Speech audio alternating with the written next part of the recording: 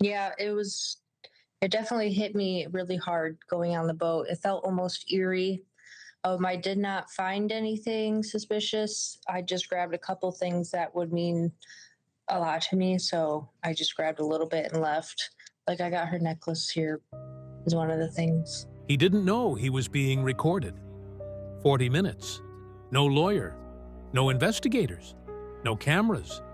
Just a man talking to friends he trusted, describing the night his wife disappeared. And in those 40 minutes, unguarded, unmonitored, unaware, he chose one word to describe the moment she entered the water. Not fell, not slipped, not went overboard. Bounced. She basically just bounced off the dinghy. That word is now permanently in the public record. CBS News verified the recording. NBC, Fox News, and NewsNation independently confirmed its existence and content. Brian Hooker chose that word when he had no idea anyone was listening.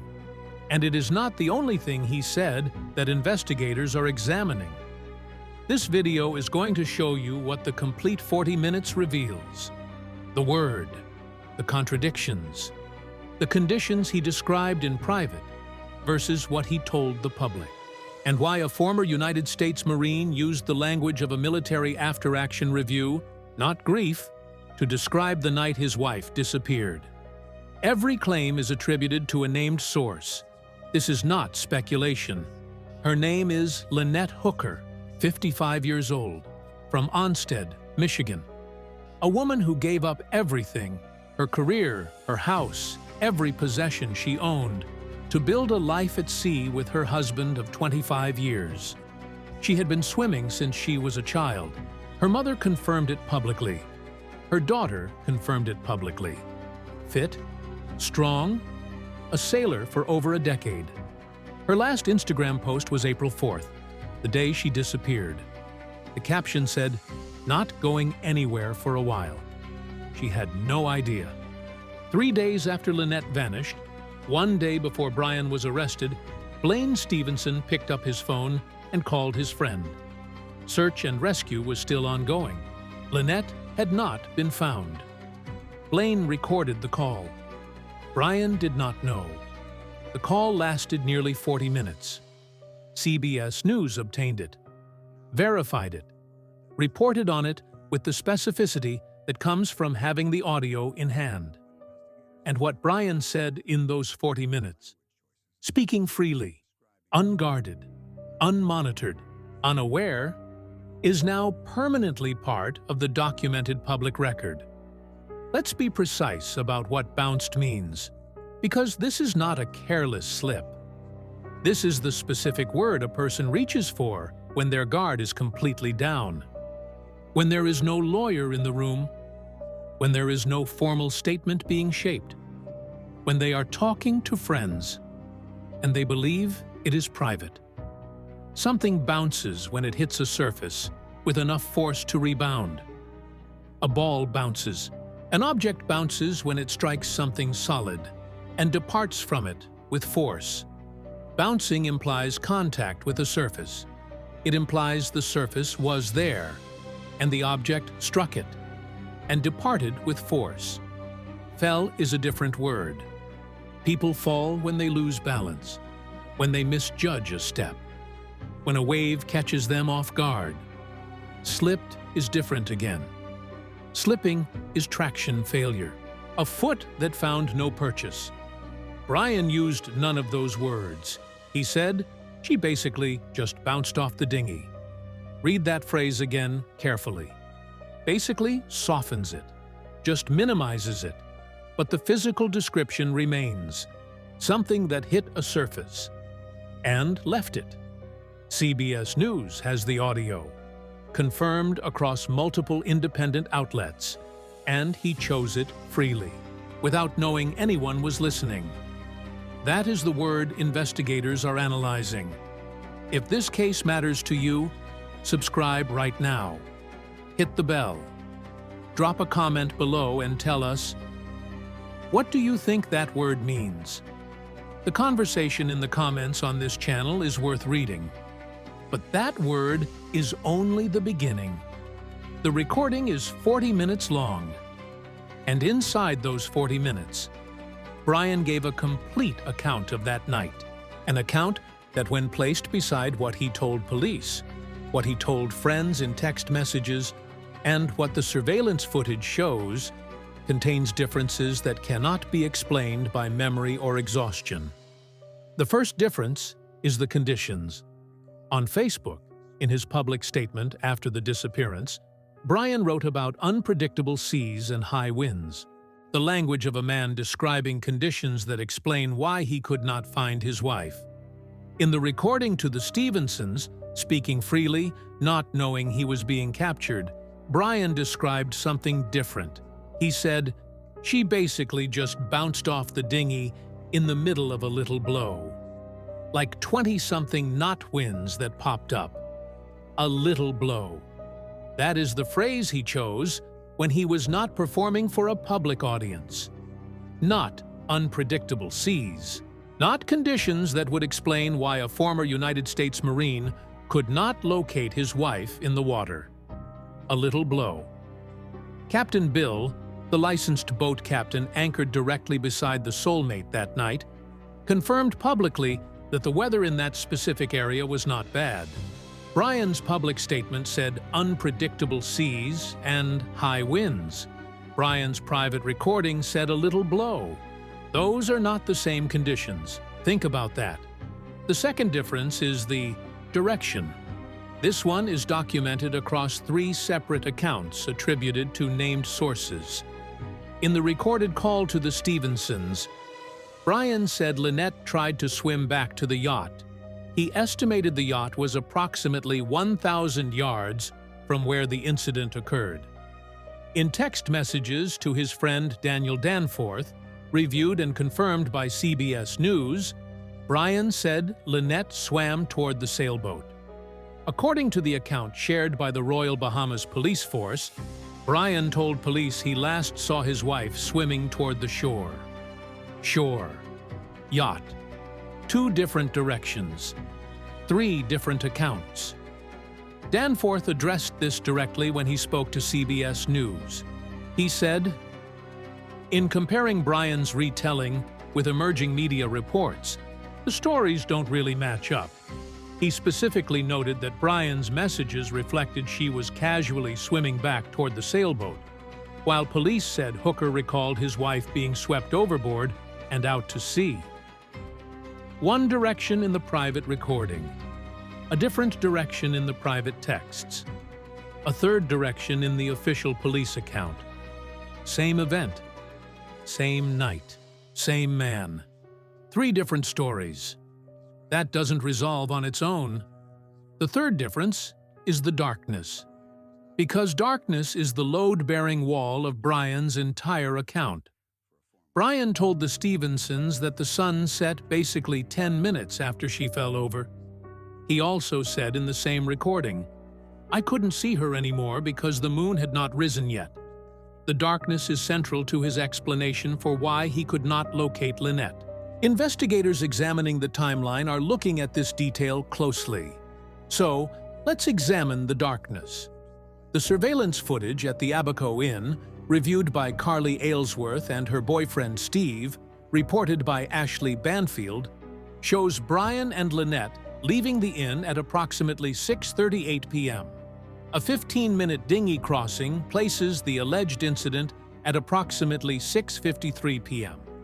Sunset on April 4, 2026 in those waters was at approximately 7:26 p.m. The sun had not yet set when the incident allegedly occurred. Jim Todd, a volunteer with the Hopetown Fire and Rescue Service who was at a restaurant that evening, confirmed directly to Ashley Banfield that at 6:38 p.m. there was still complete daylight in those waters. Full, unambiguous daylight. That would remain for another 45 minutes to an hour. Brian told the Stevensons the sun set 10 minutes after she went over. The surveillance footage, the sunset data, and Jim Todd's direct observation all say the same thing. It was daylight, not near dark, not dusk, full daylight. And Brian told his friends the sun had just set. Now, the kill switch. Because this is the detail that Carly Aylesworth confirmed to CBS News, and that nobody has examined through the specific lens it deserves.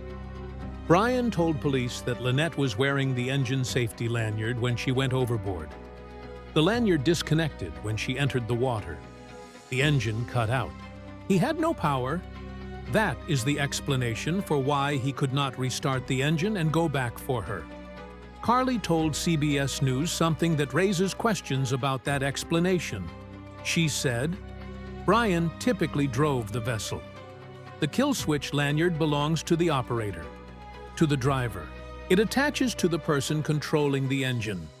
Because if the operator goes overboard, the engine cuts out automatically to prevent the boat from continuing without control. Brian was the operator. Brian typically drove the dinghy. If Brian was driving, why was Lynette wearing the operator's safety lanyard? That question has not been answered. Not by Brian, not by his attorney, not in any public statement. And it sits at the center of everything. And it sits at the center of the mechanical explanation he has given for why he could not go back for his wife.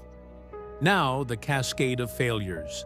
Because this phrase, confirmed across CNN, NBC, CBS, and Fox News from the same recording, tells investigators something about how Brian's mind was organizing the event he was describing.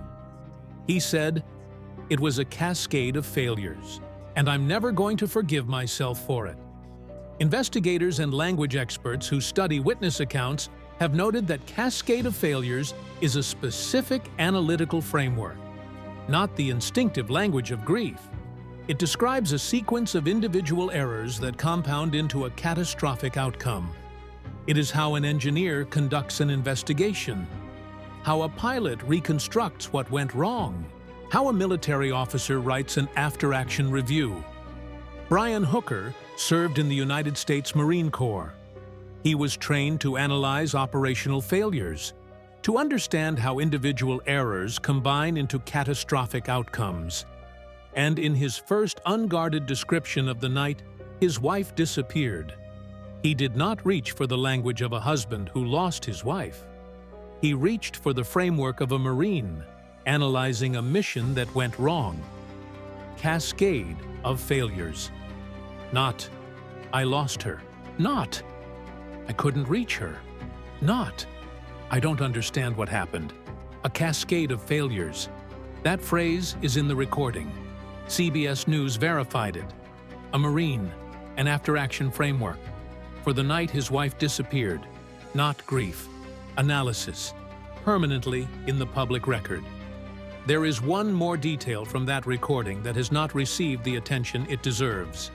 Brian told the Stevensons that by the time he got the anchor set, he was already a quarter to half a mile away from Lynette. A quarter to half a mile is between 400 and 800 meters. Jim Todd estimated the incident location at approximately 150 yards from shore. If Brian was already 400 to 800 meters from Lynette when he deployed the anchor, and the shore was 150 yards from the incident location, then Lynette was in navigable water close to land, while Brian was already nearly half a mile away. How does that happen in the moments after someone goes overboard? That's the question. How does a dinghy travel 400 to 800 meters before the anchor is deployed?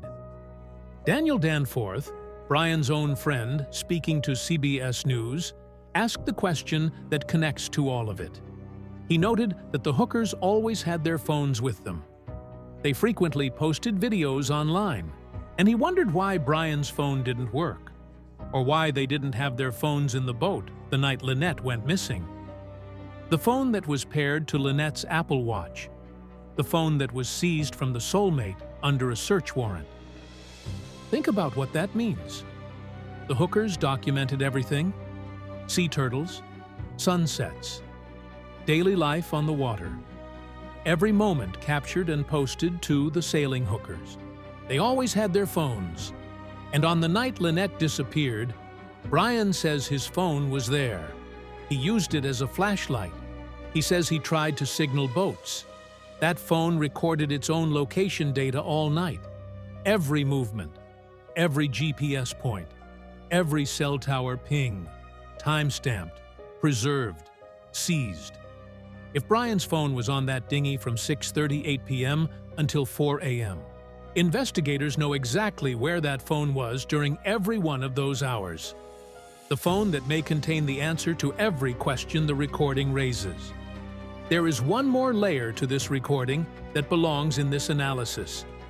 Marnette Stevenson, the wife of the man who recorded the call, had received text messages from Lynette in 2024.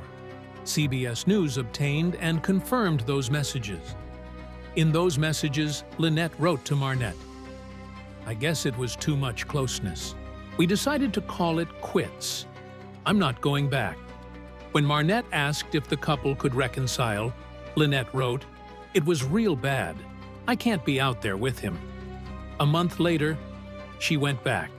And in January 2026, 3 months before April 4th, Lynette told Carly about a specific incident on the boat, a confrontation with Brian, in which he had threatened to throw her overboard.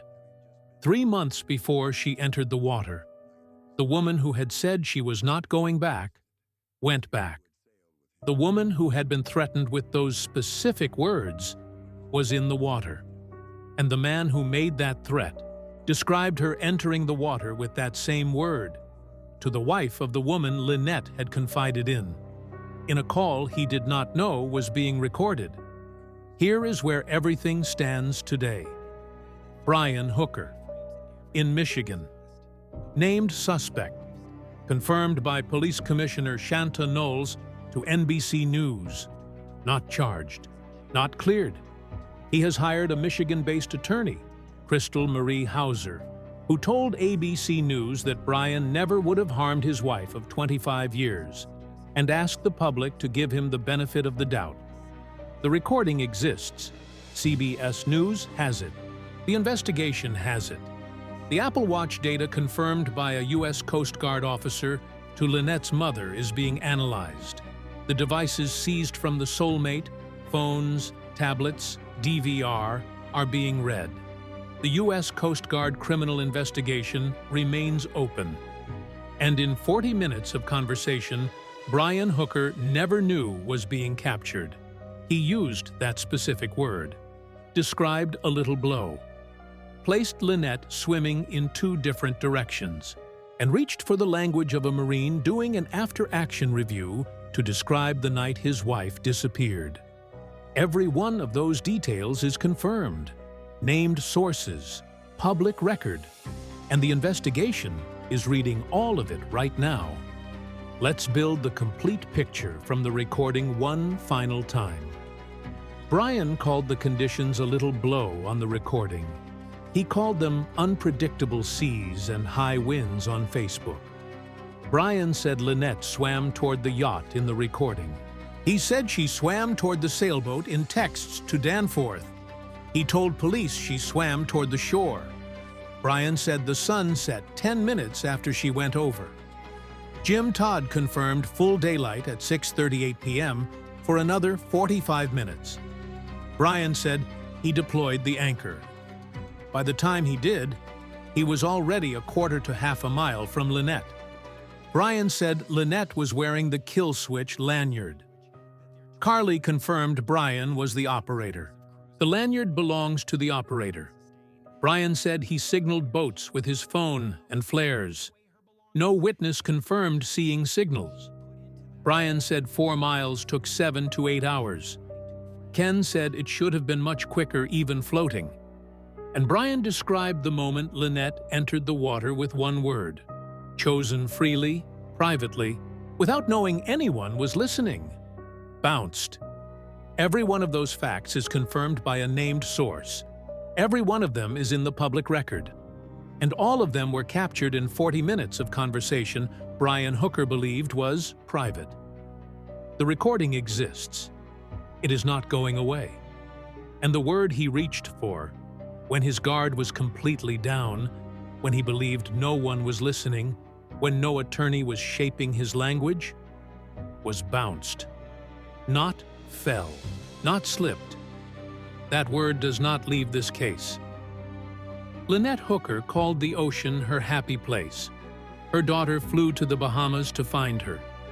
Her mother, 76 years old, told Ashley Banfield, "I just want nothing more than I love you and wish you would have come home." Brian is in Michigan. The recording exists. And somewhere in 40 minutes of conversation, he never knew was being preserved. The truth about what happened to Lynette Hooker may already be on the record. The word he chose when nobody was listening. Bounced, not fell, not slipped, not went over. Bounced. That word is now in the hands of investigators, and it is never coming out. There is something about the way this recording became public that matters for understanding its weight. Blaine Stevenson did not go to the media. He did not publish it to expose Brian. He posted it on YouTube because Brian was in custody, arrested, and unable to speak for himself. Stevenson's stated intention was to give Brian a voice while he was detained. He wanted Brian's first-hand account of events to be available. And in doing so, he gave investigators, journalists, and the public 40 minutes of Brian Hooker speaking without filters, without attorneys, without the careful calibration of someone who knows their words are being examined. The cascade of failures came out of those 40 minutes. The little blow, instead of unpredictable seas, came out of those 40 minutes. Lynette swimming toward the yacht, instead of toward the shore, came out of those 40 minutes. A friend tried to give Brian a voice, and the voice he gave them said everything investigators needed to hear. Before the final picture, the context of why this recording exists at all. Blaine and Marnette Stevenson met Brian and Lynette in late 2023. Anchored near each other in Bradenton, Florida, they sailed together, shared meals, became the kind of friends that people who live at sea make, bound by proximity and shared experience on the water. On April 7th, Blaine called Brian because his friend's wife was missing. He recorded the call to capture location details, not to expose Brian, not to trap him. He was not familiar with the Bahamian geography and wanted to document where Brian was describing so he could help coordinate the search. He published the recording on YouTube after Brian was arrested, because Brian was in custody and unable to speak for himself. Blaine Stevenson confirmed this directly to CNN. He wanted Brian's account of the incident to be available as Brian himself had described it. That is the context. A friend recording another friend to help find a missing woman. And in 40 minutes of that conversation, he reached for a word that investigators are not done examining. Not a word chosen for investigators. Not a word shaped by attorneys. A word chosen freely, for a friend, on a call he believed was private. And that word is now in the public record permanently. The investigation has it. CBS News has it. And the question it produces is the same question it produced the moment Blaine Stevenson pressed record. What exactly happened on that dinghy that Brian described the moment his wife entered the water with that specific word? There is one more element of the recording that connects everything else. Brian told the Stevensons that he was yelling for her the whole time, that he saw several boats come by, that he used his phone flashlight and flares to signal them. But nobody saw him. No witness has confirmed seeing signal flares that night. Captain Bill, anchored beside the soulmate, confirmed the conditions were not bad. His friends experienced that evening directly. And 4 miles, in conditions Captain Bill described as not that bad, took Brian 7 to 8 hours to cover. Ken, the bartender, told Fox News Digital, it's only 4 miles. Even floating, it should have been a much quicker time. 7 to 8 hours, 4 miles. Not that bad conditions, and a man who was yelling and flashing and signaling that nobody saw, and a word chosen in private that describes something very different from falling. Bounced. The recording is 40 minutes long. Every minute of it is in the hands of investigators, and the word they keep returning to is the first one Brian chose when he thought nobody was listening. If you have any information about the disappearance of Lynette Hooker, contact the Royal Bahamas Police Force or the U.S. Coast Guard. Both investigations remain active. Subscribe, like, drop a comment. What do you think that word means? This video presents analysis based exclusively on publicly documented evidence and statements attributed to named sources. All individuals referenced are presumed innocent unless formally charged and convicted. Brian Hooker has not been charged with any crime. His attorneys state he categorically and unequivocally denies any wrongdoing. The purpose of this channel is to examine documented evidence, not to prosecute, advocate, or speculate beyond what confirmed reporting supports. The silenced case, where documented evidence reveals what someone decided you shouldn't know.